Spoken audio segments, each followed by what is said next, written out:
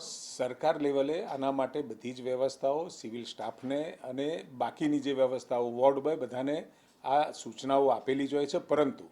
ક્યાંક દર્દીઓ અને દર્દીઓના સગાવાલાઓ એ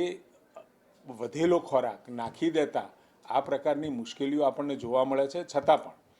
જ્યારે પણ જ્યાંથી પણ કંઈ આવા નાના મોટા સમાચાર મળે એટલે સરકાર તાત્કાલિક અને આટલા મોટા સરકારી વ્યવસ્થાપનની અંદર અને એમાં પણ આપણું આ મા વાત્સલ્ય કાર્ડ, મા કાર્ડ અને હવે આયુષ્યમાન કાર્ડ એ ઇમ્પ્લિમેન્ટ કર્યા પછી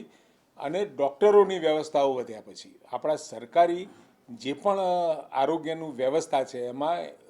પેશન્ટ લોડ પણ આપણી પાસે વધ્યો છે. પરંતુ ચોક્કસ તમે જે કહ્યું કે કૂતરા છે કે ક્યાંક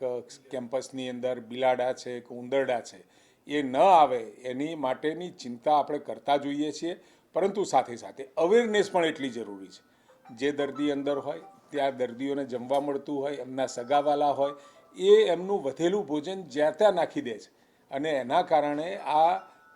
ભોજન માટે વધેલા એઠવાડને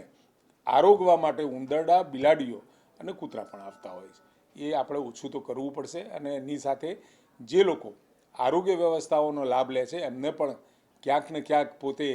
આ પોતાના માટેની થયેલી વ્યવસ્થાઓમાં વિક્ષેપ ના પડે એની અવેરનેસની પણ જરૂર છે.